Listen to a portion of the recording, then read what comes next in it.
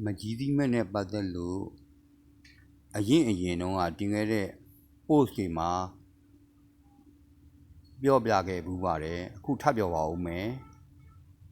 မကြီးသီးမဲ့ကအေးပါအပူနဲ့အေးရှင်တွဲထားလို့ရှိရင်အပူကအေးစီကိုလာပါတယ်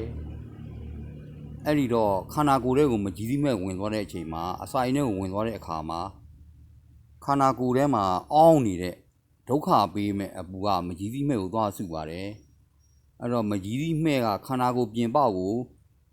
ထွက်သွားတဲ့အခါမှာအပူကိုဆွဲခေါ်သွားပါတယ်အဲ့တော့လူနာတွေက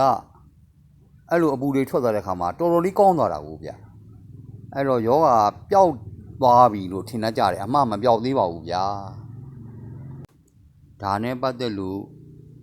ကုဘူးတဲ့လူနာအကြောင်းကိုပြောပြခြင်းပါတယ်သူကအသက်သိပ်မကြီးသေးဘူးဗျ30ဝန်းကျင်ထားပါတော့ဗျာ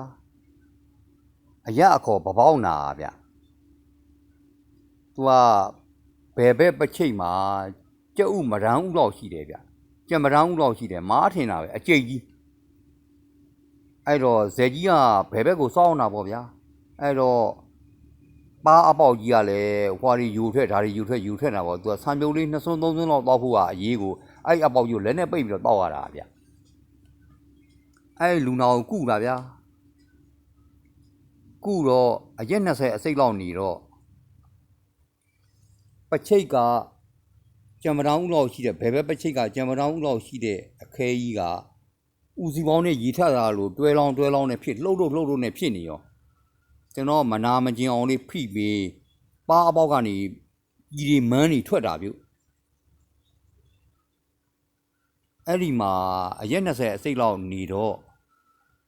လူနာကထတရာတို့ပလာတာတို့ဤကြခွေးတို့စားရင်လည်းပြောပါရောဗျာအဲ့တော့ကျွန်တော်ကပြောတာမင်းယောဂါကိုသိတယ်မလားမင်းအလားတွေမစားနဲ့စားရင်သေမှာ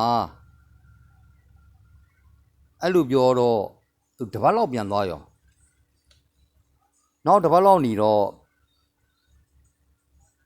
ပြန်ပြီးတော့တောင်းဆိုတယ်ထတရာဤကြခွေးပလာတာတွေ